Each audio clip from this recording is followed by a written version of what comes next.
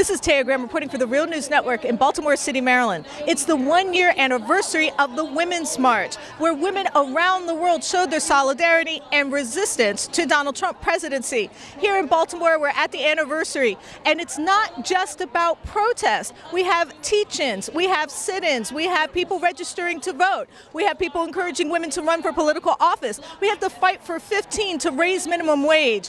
We have a fight to protect the reproductive rights of women. We have a huge spectrum of issues here, but all the women want, and their male allies, is a seat at the table to be able to share and discuss openly the needs of everyone in this country.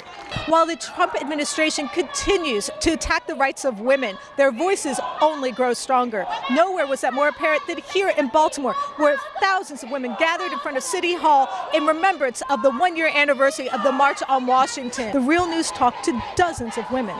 Here are their words as they explain why they say they will continue to fight for justice and equality. Well, I actually see this as bigger than just any one resistance movement. This is just women coming forward and saying, you know what, we're here and we kind of embody a lot of different identities and a lot of different people, and we care about a lot of different things that may not have been so represented in our government and our cultures recently. So we're just here to make that change. There is a lot to fight against, a lot to speak out about, a lot of marginalization, a lot of people being left behind. And I came out here to march in unity, and also, you know, to show that Black women are always showing up for justice. We have been since the beginning of time, since we were here, and oftentimes our voices are not heard. And so my sign reflects that, the I am a woman from the Sojourner Truth speech, and that's very important for me to show. But also I believe in women's unity, so I'm out here for that too. I think that we have to move beyond this, as I said, though,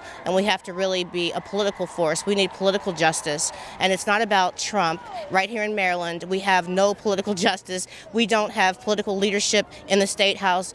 We don't have no Black person or woman has ever been the chair, the Speaker of the House, or the Senate President, and so we have to do a lot better politically for our women. We need to resist as much as we can. I mean, as long as we have a federal administration that is as divisive as it currently is and wants to promote our divisions as opposed to unifying us, then we have to resist. You know, we can't allow serial sexual predators to define the narrative of who we are as women, and you know, that's something that I addressed today.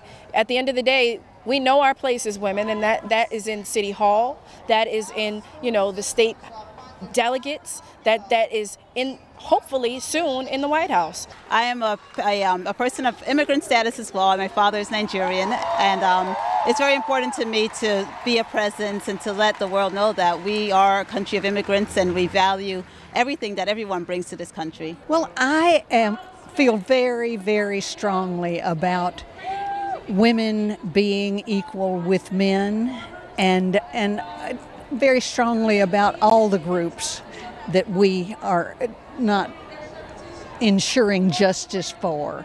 I am a survivor of sexual violence, and I just need everyone to know how important our lives are. Oftentimes we're shamed, we're blamed for what has happened to us, so it's important for all people to know that survivors' lives matter. And I know we're all white and black, but I'm here for the women who literally work wet nurse white babies, and their husbands built the very streets and the very grounds of America.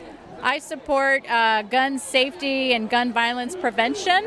And as I started to write my sign last night, I wanted to talk about our planet and women's rights, and I decided to make a sign because I felt everything is wrong and we need a government to turn this around, open up, get something done. The restrictions that gender places on you, like I am a female but I dress in male clothes, like I buy all my clothes in the men's section, and like I've gotten called sir before, I've got seen as a small boy or whatever, but I'm still female. Like that doesn't change that, but the expectations are of me is that I'm supposed to wear heels, I'm supposed to wear makeup, I'm supposed to wear a dress, but that is not my womanhood. That's not what makes me female. The only thing that makes you female is your biology. Your biology. Yeah.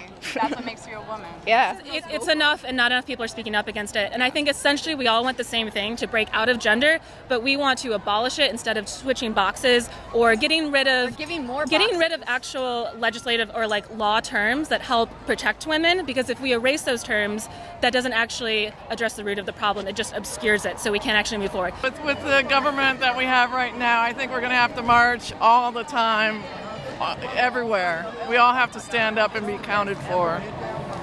So does that mean I'm going to see you here next year? Yes. Indeed, indeed. I think it does my soul good to be here with so many people who agree with me. You know, I have a hard time not feeling hopeless with all that's going on with this administration. But I do think it's making some difference. All the women and men that we spoke with today vowed to fight on, whether or not it takes another year of protest or another 7 years of protest.